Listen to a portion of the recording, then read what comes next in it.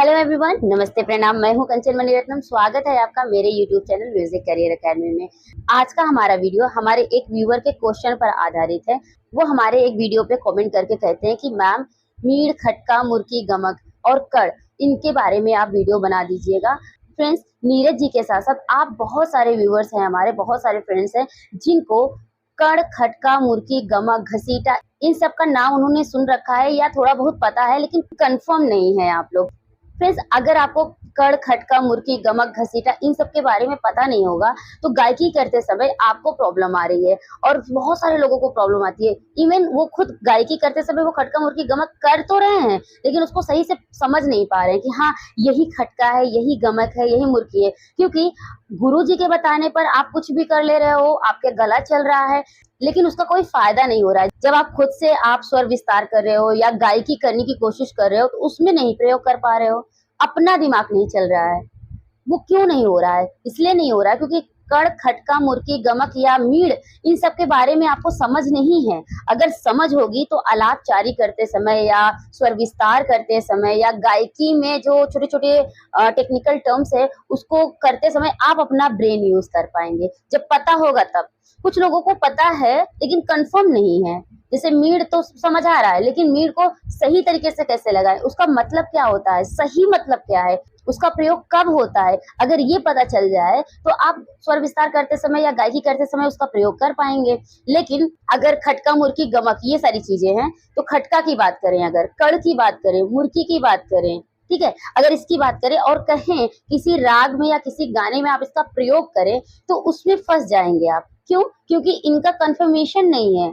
मान लीजिए आप क्लास में है, कोई स्वर बोलना है, आप सर बोलेंगे कि इसको गमक के साथ बोलिए। अब गमक के साथ बोलना है तो सर करके तो बता दे रहे हैं आलाप में, आप भी उसको पकड़ ले रहे हो, लेकिन उसके पीछे का स्वर क्या चल रहा है ये नहीं पता है आपको। आप इसको जानने की कोशिश करते हो तब जाके पता चलता है, लेकिन पहले से अगर आप कंफर्म रहो तो तुरंत यूं आपका ब्रेन चलेगा और तुरंत उसको अप्लाई कर पाओगे। तो आइए मैं आपको पहले शुरू से बताऊंगी, पहले कर, फिर मीड़, खटका, मुर्की, गमक, बारी बारी से अच्छे से समझाती हूँ। पहला हम बताते हैं आपको कड़। जैसे कड़ किसे कहते हैं या गायकी करते समय कड़ का प्रयोग जो होता है वो क्या होता है। जैसे कि आप सारे गामा पाधा निशा प्ले कर रहे हैं लेकिन इसमें कड़ लगा के प्ले करना चाह रहे हैं, या हारमोनियम भी जब प्ले करते हो आप तो गाने में क्या होता है, हम लोग जो प्ले करते हैं थोड़ा सा कड़ लगा के यूज करते हैं, यानी टच लगाते हैं। कोई भी गाने का कोई सुर पकड़ना है तो उस स्वर को एक टच के हिसाब से दूसरे स्वर को टच करके पहले स्वर पे आते हैं। हमें बजाना तो पहला स्वर होता है, जैसे सा बजाना है, लेकिन सा को बजाने के लिए हम रे का टच ले लेंगे, या सा है तो नी का टच ले लेंगे, यानी आगे पीछे जो स्वर होते हैं उनका टच लगाते हैं, यानी कि एक कड़ यानी छू करके जो स्वर हमें बजाना होता है उसके आगे या पीछे एक ही स्वर को छूते हुए प्ले करके फिर से उसी स्वर पे आ जाते हैं तो उसे कड़ कहते हैं। जैसे कि मैं एग्जांपल पे आपको करके बताती हूँ। ऐसे जैसे सा है तो सा, ये नॉर्मल है, लेकिन सा बोलना है सा सा सा, जो सा के बाद आप बोल रहे हैं सा, जैसे सा सा। एक बार हम ये बोल रहे हैं सा पे रे का कड़ लगा रहे हैं। अब नी, अगर सा बोलना है नी का कड़ लगाना है तो सा सा सा नी सा, ऐसे कर रहे हैं, जबकि नी को सिर्फ टच करते हुए जा रहे हैं, जैसे सा। अब अगर मान लो रे बोलना है और गा का कड़ लगाएंगे तो गा, मान लीजिए रे बोल रहे हैं तो यो गा गा, तो एक छोटा सा टच लगा रहे हैं, यानी गा का टच है लेकिन हम बोल रहे हैं रे, तो यही कड़ है, यानी कि रे पे गा का कड़ है, जैसे रे। अब गा गा बोलना है और माँ का अगर टच लें तो क्या होगा, गा गा, तो यही है, यानी कि जिस स्वर को बोलना है उसको बोलते हुए एक आगे स्वर को टच से टच करके फिर से गा पे आ जाने, उसी स्वर पे आ जाना, यही कड़ कहलाता है। जैसे कि सारे गामा पाधा निशा गाना है और उसमें कड़ लगाते हुए जाना है, यानी कि एक बढ़ते हुए स्वर का कड़ लगाना है। आप नीचे हुए घटते हुए स्वर का भी कड़ लगा सकते हैं, बढ़ते हुए स्वर का भी कड़ लगा सकते हैं। एक स्वरों का कड़ होगा, जैसे सा, ये हुआ सा पे रे का कड़, जैसे सा रे गा। अब देखिए सारे गामा पाधा निशा अगर कड़ लगा के गाएं तो कैसे उसका स्वरूप बनेगा, ऐसे बनेगा सा रे गा मा पा धा नी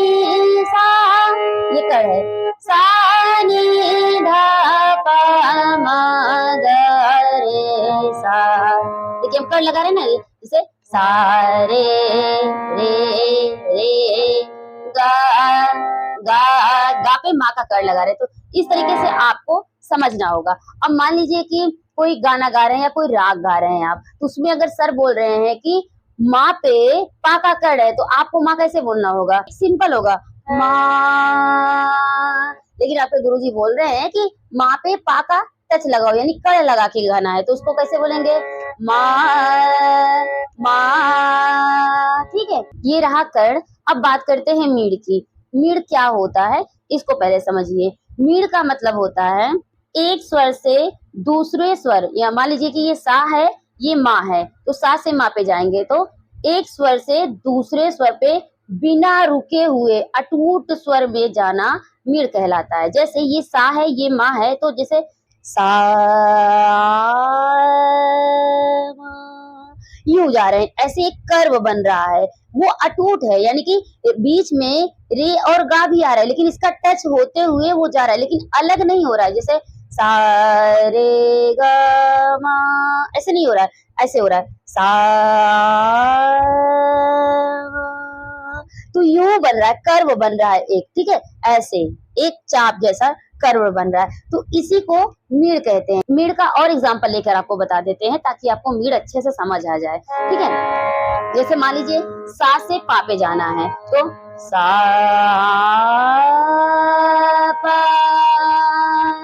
एक तो सा पा, ये सिंपल, सा से पा पे सिंपली जा रहे हैं, लेकिन अगर मीड़ लगाएंगे तो सा पा। अब सा से अगर धा पे जाना हुआ तो मीड़ लगाते हुए तो सा धा, सा धा, यानी कि बीच के स्वरों को टच करते हुए अटूट स्वर में सा से धा पे जाने को ही मीड़ कहते हैं, ठीक है। और भी आप एग्जांपल लेके समझ सकते हैं। मान लीजिए अगर मीड़ की हम प्रैक्टिस बताएं, आपको करना है आपको घर पे, तो मीड़ की एक्सरसाइज क्या हो जाएगी, ऐसे करना है, सा रे सा रा सा मा सा पा सा धा सा नी सा सा, ठीक है। इस तरीके से मीड़ करते हैं। तो मीड़ आप किसी भी स्वरों पे जा सकते हैं, जैसे सा उतार सप्तक का सा है और आपको धा पे आना है, तो सा धा सा पा सा मा सा गा सा रे सा सा, आप यूं कर सकते हैं, ठीक है। तो सीधा उल्टा आप दोनों कर सकते हो, असेंडिंग डिसेंडिंग दोनों ऑर्डर में आप मीड़ का प्रयोग कर सकते हैं। और मीड़ क्या होते हैं कि सीधे सीधे स्वर भी लग सकते हैं और उल्टे पुल्टे भी लग सकते हैं। जैसे रे से मा पे जाना तो सा से गा पे जाना, एक एक स्किप करके भी मीड़ लगा सकते हैं। मतलब मीड़ आप किसी भी स्वर से किसी स्वर तक आप जा सकते हैं, वो उसका कोई बाउंडेशन नहीं कि सा से ही जाना है। अगर मान लीजिए कोई मीड़ आ गया गा से पा तक, तो कैसे होगा, गा पा, सीधा सीधा ना करके ये करेंगे गा पा, ठीक है। अब जैसे मान लीजिए गा और धा है, तो गा धा, ये मीड़ होते हुए गया। लेकिन अगर सिंपल करेंगे तो गा धा, ये सीधा सीधा हुआ, यानी गा से धा सीधी लाइन है। लेकिन मीड़ करेंगे तो गा से इस तरीके से, मान लीजिए ये गा है ये धा है, तो ऐसे एक कर्व बन जाएगा बीच में, ठीक है। तो कैसे होगा, गा धा, इस प्रकार से मीड़ को अच्छी तरीके से आप समझ सकते हैं। अब बात करते हैं गमक का, ठीक है। गमक किसे कहते हैं, कड़ हो गया, मीड़ हो गया, अब गमक की बात करते हैं। गमक का प्रयोग सबसे ज्यादा ध्रुपद गायकी में होता है, यानी ख्याल गायकी अगर आप कर रहे हैं, यानी छोटा ख्याल या बड़ा ख्याल कर रहे हैं, उसमें गमक का प्रयोग कम होता है। लेकिन जब ध्रुपद गाते हैं तो सबसे ज्यादा वो गमक प्रधान गायकी है। आप उसमें गमक का प्रयोग करके गाएंगे तभी जाके वो इफेक्टिव लगेगा। तो ठीक है, अब गमक गाएं तो, लेकिन गमक होता क्या है, गमक की समझ कैसे डेवलप करेंगे, वो क्या है उसको समझना पहले जरूरी है। तो आइए मैं बताती हूँ कि गमक क्या है। कि किसी भी स्वर की गंभीरता को दर्शाता है, यानी कोई भी स्वर बोलना है तो उस पे आघात करते हुए जाना है। मान लेते हैं जैसे पा बोलना है, पा, और पा को गमक के साथ बोलना है, तो पा पा, याद रखिएगा। हर आकार में कया वो भी गमक है, और कोई एक स्वर है उसके आगे पीछे स्वरों को लेकर के बहुत ही द्रुत लय में गाना, वो भी गमक कहलाता है। तो गमक के प्रकार हैं, उसको समझना पड़ेगा। एक गमक का प्रकार आप कर सकते हैं, ये है जैसे मान लीजिए गम गम गम गम गम गम सा अगर गमक कर रहे हैं, कुछ दो स्वर या एक स्वर उसको ले लेते हैं और उसको बार बार गंभीरता के साथ उसको आंदोलित करते हैं। तो जब आंदोलित करते हैं उस स्वर से लेकर के दूसरे स्वर पे जाते हैं तो वो गमक हो जाता है। जैसे एग्जांपल में आप देखिए, हमें गा से सा पे जाना है लेकिन गमक के हिसाब से जाना है, तो कैसे करेंगे? अब क्या है कि हम बोल रहे हैं गा सा, तो गा पे ना हम गमक लगाते हुए सा पे जा रहे हैं। अब हमने बोला क्या, ये गा, ये जो हो रहा है ये गमक हो रहा है, ये गमक है क्या? गम गम गम गम गम सा, गम गम गम गम गम सा, ये है। अब इसी को आकार में करेंगे तो इसको ये क्या होता है, ये गमक का रूप ले लेता है। जैसे ये हो गया। और एक दूसरा गमक लेंगे, मान लीजिए पा है, पा, ये सिंपल हुआ, लेकिन इसको गमक के साथ बोलना है, पा पा पा, ये हो गया पा का गमक। अब मुर्की की बात करते हैं कि मुर्की किसे कहते हैं। अब मुर्की को समझने के लिए बहुत ध्यान से समझिएगा, गमक और मुर्की दोनों में बहुत ही छोटा सा अंतर है। अब देखिए, मुर्की की बात करें तो ये भी एक प्रकार का कड़ है। कड़ हमने बताया कि कड़ किसे कहते हैं, कि किसी एक स्वर को गाना है तो दूसरे स्वर का थोड़ा सा टच, यानी कि एक छू करके आ जाएंगे पहले वाले स्वर पे, तो वो हो गया कड़। अब मुर्की जो होगा ये कड़ का ही स्वरूप है, लेकिन इसमें 3 स्वर लगेंगे। जो मुर्की है वो भी कड़ का एक प्रकार है। इसमें जब हम 3 स्वरों को एक साथ द्रुत लय में गाते हैं तो वो मुर्की हो जाती है। देखिए फ्रेंड्स, एग्जाम्पल के तौर पे अगर हम सा बताएं, सा पे मुर्की अगर लेना है तो मुर्की लेने का मतलब है सा ये है तो एक स्वर ऊपर के ले लेंगे, सा के बाद क्या आएगा रे, और उसके सा के पहले वाले स्वर आएगा नी, यानी कि एक स्वर ऊपर एक स्वर नीचे पहले गाएंगे फिर सा गाएंगे।